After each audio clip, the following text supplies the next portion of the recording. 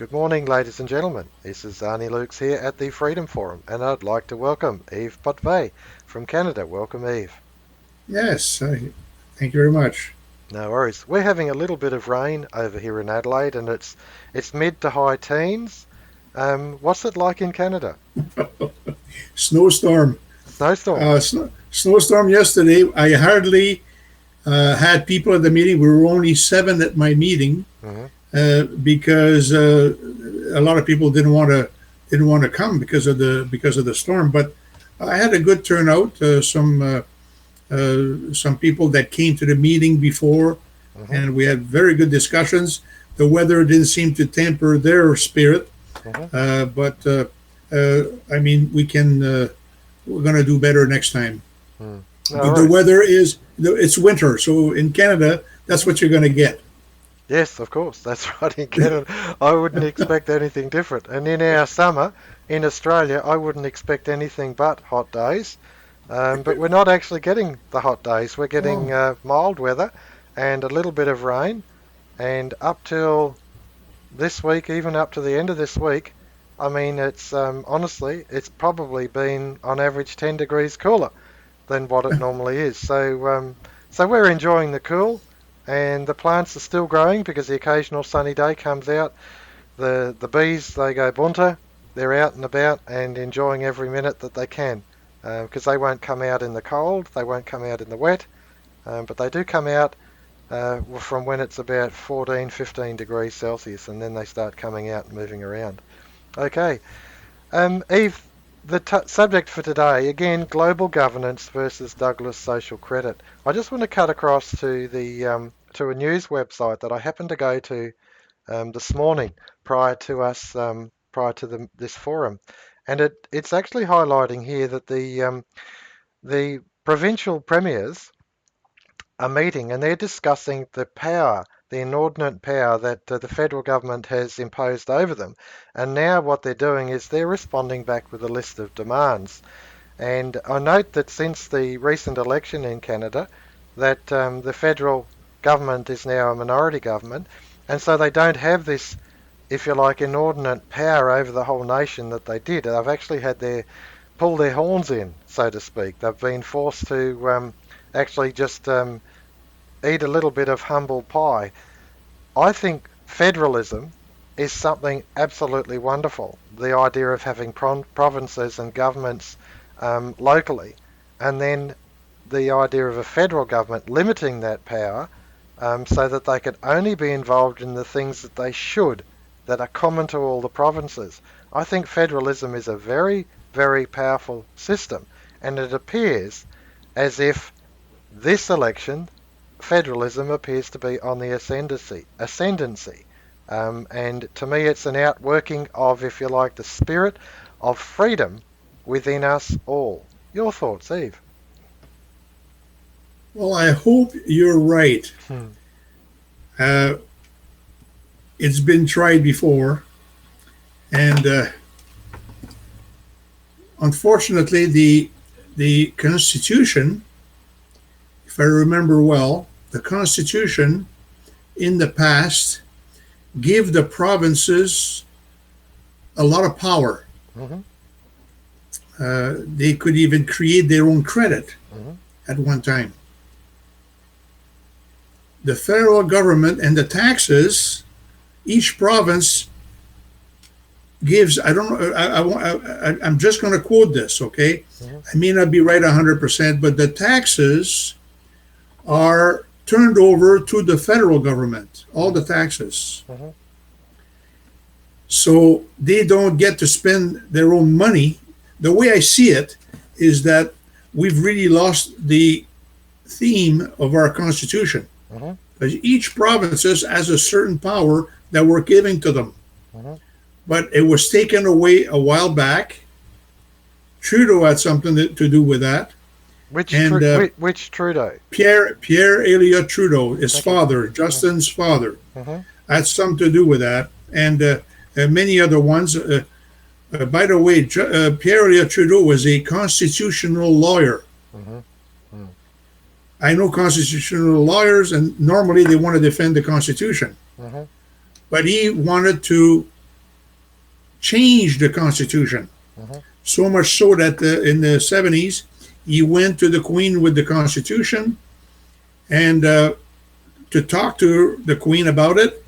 And in the news, I wasn't too involved into politics or anything like that in those days, but I remember very well. The news said that, oh, the Constitution. I guess we don't have a Constitution anymore. He brought it back.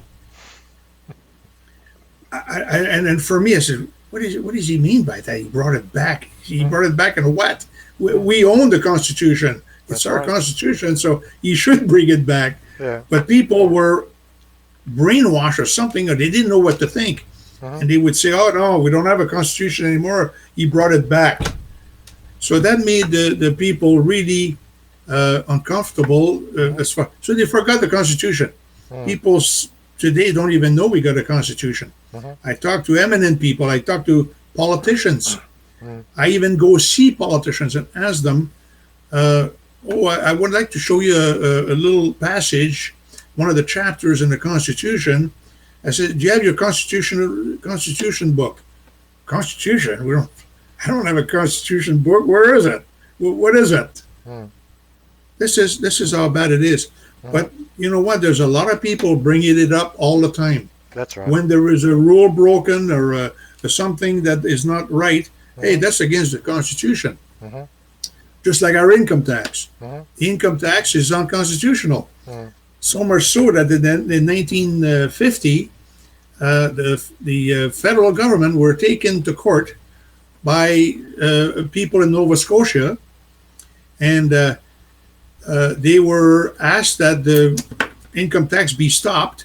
Mhm. And so the Supreme Court ruled in favor of the people that represented the Nova Scotia. Mhm. And so they told the government they had 12 years to find some other ways of getting money. Mhm. By 1962, you'll get rid of this income tax. Mhm. So they made a ruling, and that's what it was going to be. Mhm. By the time 1962 came out, nobody heard any news. Nobody heard anything about it. Mhm. There was no question. The income tax, it was being charged. Everything was going fine, and the provinces were collecting the income tax, and the federal government ended up getting the income tax, Mhm. the income tax of the people. So, I mean, it's so confusing. I mean, a lot of people, if you're not a lawyer, you don't know how to deal with this. Yeah. But some people took it on themselves to really try to fight it or try to get some explanations. Mhm. But I think as Canadians, maybe we're a little too weak. We just don't not maybe not educated, and I'm not sure. But sometimes it doesn't go very far. Yeah. No, that's really interesting that you say that, Eve. I'm going to cut across here, and I'm just going to give a plug. Now, okay, obviously you've got here is the provincial premiers, and they're saying something about it now, about power and about the division of power and having a greater say in the outworking of what they want as premiers. And of course, this argument has gone on for a long time, thousands of years, but this just happens to have raised its head here because of the tyranny of the federal government in Canada. Now, this document here, and it's in our website under Walker, Jeffrey DeQ Walker, over here on the right, 10 Advantages of a Federal Constitution. And Jeffrey Walker, Queensland University in Australia professor, um, he wrote a book called The People's Law, Citizens Initiative Referenda. But going to the 10 advantages of a federal constitution, even though Jeffrey Walker, Australian professor, was talking about Australia, the fact is the argument that he places about federalism is as valid for Canada as it is for Australia. And that is that the provinces, or in Australia, the states, have to actually take the initiative and restore power back to the states. Now, we've got issues with the federal government in regard to many, many things. Um, Least of all, it might be native title. It may be the Murray-Darling Basin Authority, which is to do with our water allocation and administration for the southeastern or central to southeastern side of Australia. Huge reserves of water, of which the federal government is getting involved in, and they have no constitutional authority whatsoever. So this question of power is something that's it's been on the boil, on and off for thousands of years. And we go back historically, this question of power under King John was argued through the church as a guiding light, helped form Magna Carta, helped write the Coronation Act. I believe it was called the Coronation Act of 1100, which outworked into the Magna Carta. But it was a 200-year argument between the king or government, between the church as the moral authority or the custodians of moral authority, and the people in the form of the barons. But the barons represented the people. They represented themselves, but they also represented the interests of the people. So that Trinitarian relationship and its balance is something that's quite fascinating, because that that is actually how we discover or uncover truth. Because truth can be where opposites are actually government and freedom. Government and freedom, government and the people. Limited constitutional government. You can find this balance of truth, balancing of opposites, which in it is truth. And I think that it's actually a reflection of reality. It's actually how to look at it, that it's not hard and fast. The government, all power, new laws, new this, new that. That's not truth. But it's a balance of forces. The forces of freedom and the forces of, if you like, administration or culture of society. The balances of these found expression in limited constitutional government, or Magna Carta, or habeas corpus, or the Bill of Rights, or these great other legal doctrines that come to fore. They're an outworking of a philosophy, the philosophy of freedom, balancing power and authority with the moral or ethical question. Beautifully presented in our history. And to me, it's most profound that we're looking at Canada, and we're looking at these provinces and the premiers saying, well, this balance of power is disproportionate towards the federal sphere, and we've got to bring it back. But in that bringing it back, the provinces should also be considering the power that should be vested only in the people.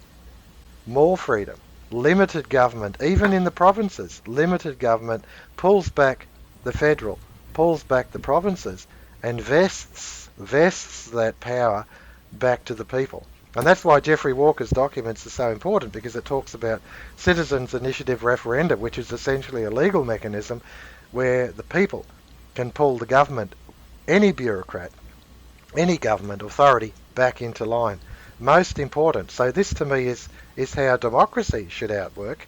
And of course, this power that we talk about is also reflected in the economic system. And the economic system is a brother subject to the, if you like, the legal system. So the economic system, of course, we touch on all the time when we talk about Douglas. Anyway, Yves, your thoughts? Yeah, that's it's very, very well said. It's I think that people have good intentions. Mm-hmm. The world is paved with good intentions. That's what I heard. But there's always something to make it more difficult for the people to accomplish what they want. We only have to take, for example, the Social Credit Party back in the 40s, 50s. Mm-hmm.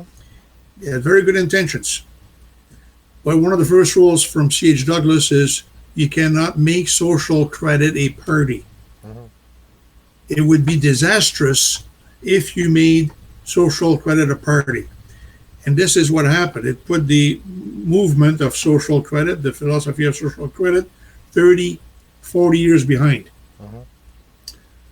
So the intentions were there. Eberhard wanted to really go to Ottawa and have the Bank of Canada create the money for the people based on the social credit philosophy. Mhm. But it didn't happen. And we're coming back to Rothschild, Amschel Rothschild, I think his name is. Permit me to create and control the money of a country, and I do not care about their laws, their constitution, their what they want to accomplish. Mhm. I'll be ruling that country, Mhm. and that's happening in every country. Mhm. So, yeah, people have good intentions, but they're stopped by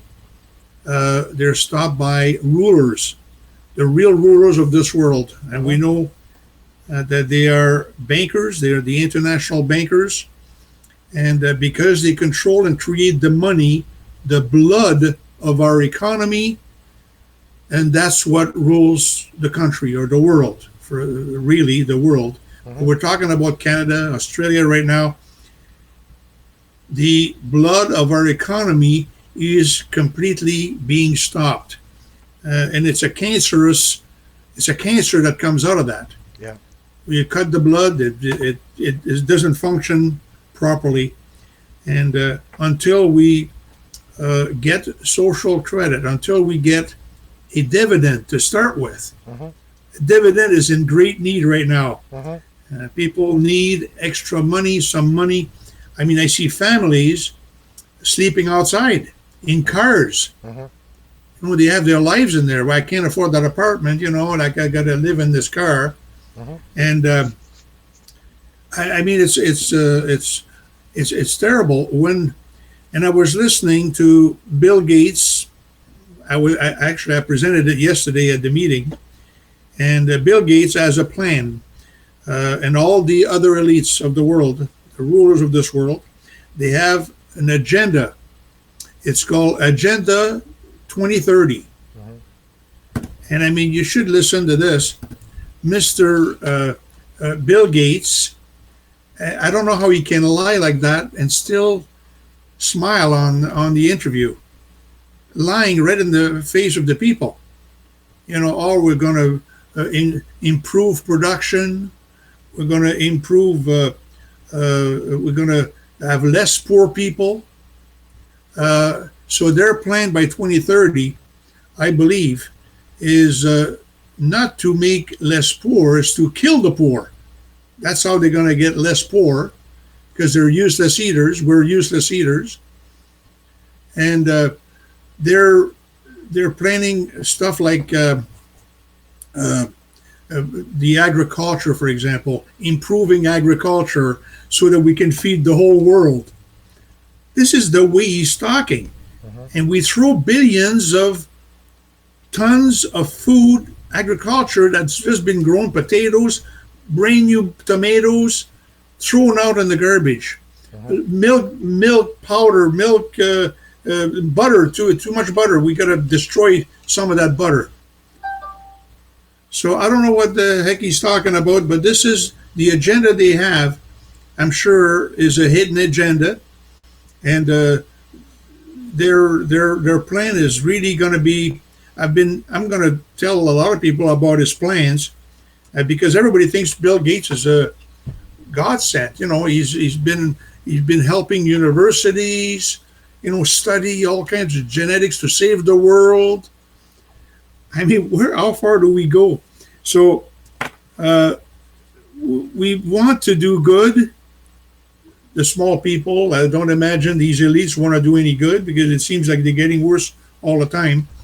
But our hands are tied, and I try to untie them, and so we at least talk about it, Mhm. and maybe some good guy, a constitutional lawyer or something like would come out. Hey, I'm going to get on TV and I'm going to tell the world about this. You know, like this thing here Mhm. legally, Mhm. uh, in their language that's not legal. Mhm. So I don't know what you think, but this is what I've been reading in the last few weeks. This Agenda 2030 Yeah. is not something that we want. No, I agree. But I don't think what we've done is actually covered why we don't want it clearly. And I'm just going to try and explain something here. I'm going to cut across to the Canadian CBC News again, and it shows here the homeless in a desperate situation. And this person on the right, this lady, is a UN special rapporteur, and she's talking about the plight of the homeless. And I think it's fascinating, in a sense, fascinating um, because in the one hand, the they show you the problem, but the response to the problem, of which they are responsible for creating, the response to the problem is that we're going to take more taxes off of the middle class, and we're going to set up some sort of support for these homeless. Now, let's get one thing clear. Firstly, the homeless need help. No question about it. The homeless need help. But the middle class are being taxed to the hilt. Now, what we're saying is that there is a deficiency, a shortage of spending power. The homeless, if they had enough money, not tax money from someone else, but issue new credit, if the homeless were given enough money, they could pay the rent. They could do something other than live in a car. The fact is that money is the mechanism that releases them into the marketplace. Money is the tool that we use in order for people to access the marketplace of homes, of warm clothing, of food, clothing, shelter, the basic requirements of life. Money is what is in short supply here. Not homes, not food, not clothing, money. And so you've really got to come to grips with, well, hang on, why is money in short supply? And that's the key that Douglas unlocked. Because Douglas identified the flaw in the financial system. He identified how it is a confiscatory system. Confiscatory. And confiscating in the form of creating by new debts. Every new issue of money, every issue of new money is in the form of a loan, in the form of a debt, and it's irredeemable. All the money in existence, the current debt, 250 million. 250 million. The numbers are so big, they're like a telephone book, telephone numbers. What do they represent? They actually represent what has been confiscated from the productive system that should have been in everyone's hands, including these homeless people. If you tax the middle class, all you're doing is impoverishing the middle class. What did Stalin do to the middle class? He slaughtered them, the kulaks. He slaughtered, supposedly, the middle class as a class. That's all he could do. That's all central planning can do. Central planning just comes up with a concept in their mind that we're going to impose this over, what, the whole world? Bill Gates is central planner? Is he really so endowed with knowledge and wisdom, profundity, that he can take into account what these homeless people need? He can't. And he's delusional if he thinks that he can. What these homeless people need is access to the productive system. And what's restricting them access to the productive system is money. Douglas highlighted it, and that's why he called for a national credit authority, not government, because if you give this power to the government, it just makes the government a tyranny. A national credit authority, separate from the government, that balances what we can produce with what we can consume. We can't consume it without money. We can't consume what we produce without money. And that's what the money system needs to be reorientated so that it's in equilibrium. Homeostasis, that there is a balance of forces, not a tyranny of the money power over the rest of the world, but pulling the money power back, balancing it in the form of the National Credit Authority, in the form of the national dividend, democratizing economics. Democratizing economics. And it's actually this month, December, is 100 years since C.H. Douglas wrote the introduction to his seminal work, economic democracy. 100 years this month. Douglas wrote it. He saw this truth. He saw this truth. It was balancing forces. The money power, the economic system, the distribution system, the lack of spending power. How do you balance these forces? You place it into a national credit authority which looks at it and issues the credit to the community in the form of a national dividend and consumer price discount. That's how he did it. He did it mathematically, what only an engineer could do, not an economist, not someone who's not steeped in the natural world, but someone who actually relies on observation of the natural world every single day, an engineer. And that's why he was able to do it, because he was grounded in that. Bill Gates, as central planner for the world, or central planner of the world, can only administer carnage, as Stalin did, as every central planner in history has ever done. Power corrupts.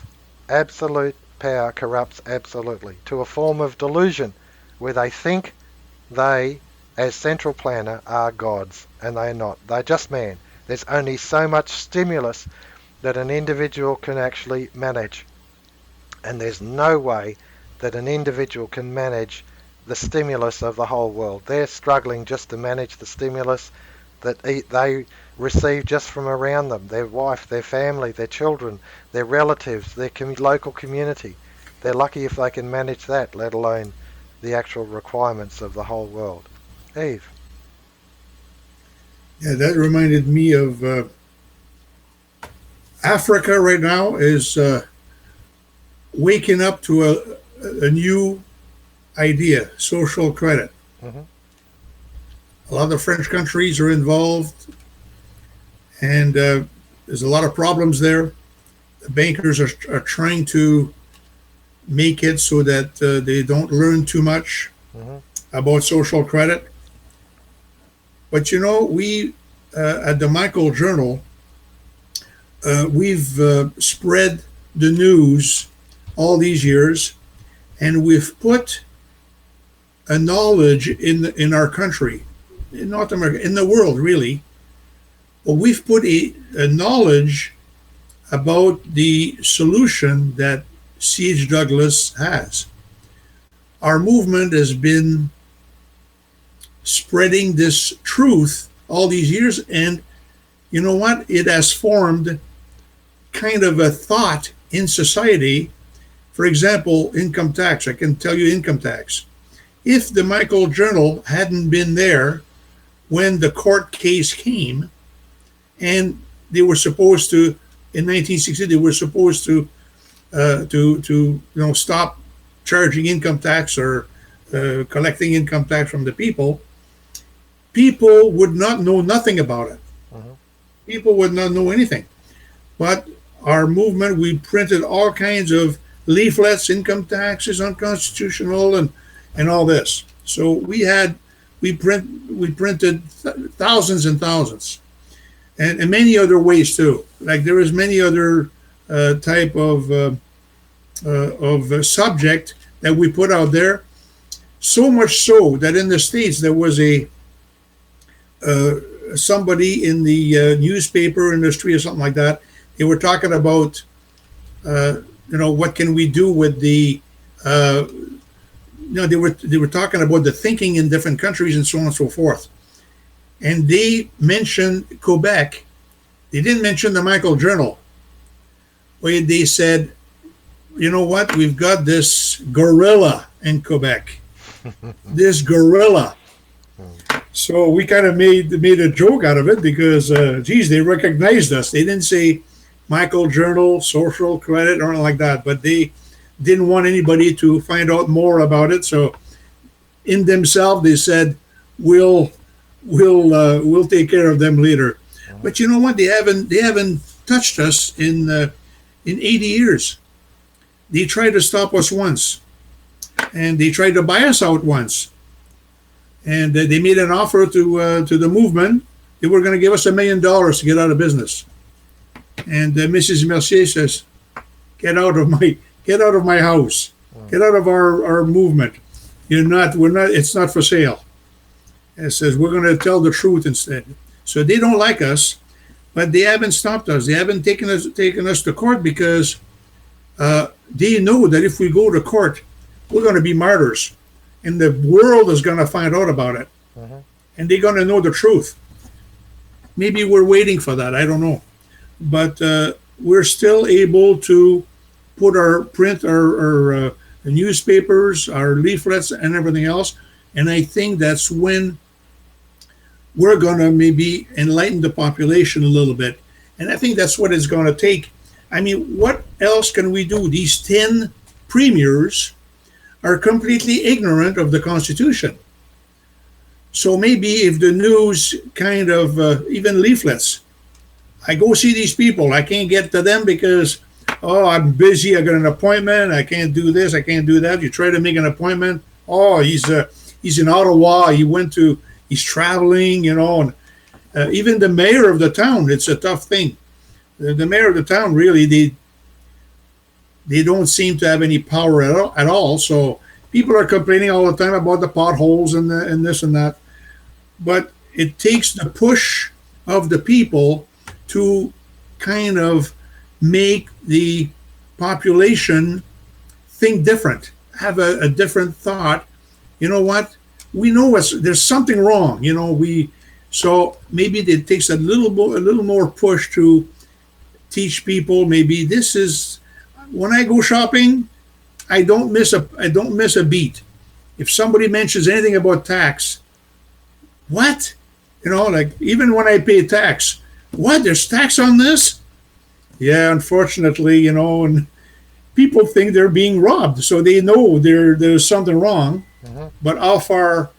This is a question of education, a question of working at it, and maybe somebody will come along, a good lawyer, an honest lawyer, an honest politician, and will come out and say, "Listen, we've got to take care of this. We've got to get the ruler to bow down. Caesar's getting too strong, Hmm. so we've got to kind of quiet him down a little bit. Yeah. Maybe these 10 premiers will do something. I don't know." Mm. Yeah. No, that's an interesting summary, Eve. We're at the 32-minute mark, and I'm just going to give you my final thoughts, and that is that in the situation we might call culture or society, there are three competing interests in this realm that we're talking about. There is the administrative interest. We can call that government, we can call it money power, whatever, the hidden hand, the Illuminati, whatever you want to call it, the administrative interest.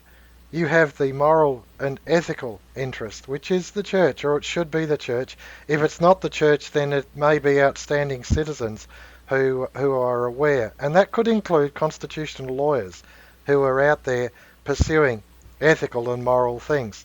And then the third interest is the people and their desire for freedom.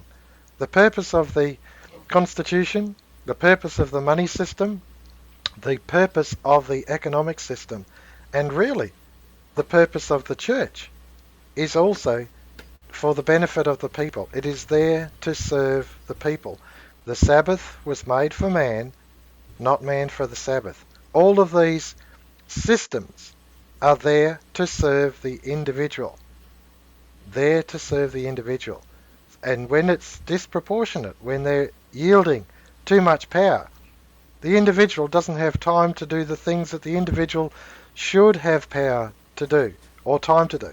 Render unto God the things that are God's. That's what it's about. It's about freedom. And it's about freedom. That's what this whole question is about. And as we're watching our provincial governments wrestling with the federal government to draw back more power so that they can actually have a voice, the other interested party in this equation is also the people. And the people actually need more of a say. So the provincial governments would do well to initiate citizens' initiative referenda so that they can then compel the government through the people to pull their head in, to pull their horns in, and to start yielding and serving the people instead of serving financial interests, which is what they're doing now. Eve, closing comments, please. Yes, I'll do it as quick as I can. If I were an Illuminati or an elite, okay? God forbid, thank you, I'm not. But if I were, right now, I would spoil the people as much as I can. Give them as much cake and ice cream and really give them everything they want, to amuse them. Then I would snatch it away from them. And this is what they're doing. They're spoiling the world with this terrible life. Everything is available to us. The age of knowledge, the television, entertainment, parties, it's all there. So that's what they're doing. They're feeding the people this stuff. But you know what? They're going to snatch it away from them and people are going to cry. And instead of crying for Jesus, instead of asking God to help them, they're going to ask for help from the elites. And this is what I'm scared of. Mm. So that's why basically we have to educate the people. Mm-hmm. It's very important that the people find out about their future plan. Yeah, no worries. Thank you so much for that, Eve, and thank you, ladies and gentlemen, for sharing this morning's Freedom Forum. This is Arnis Luks and Yves Potvin from Canada. Well, thank you, Eve. Uh,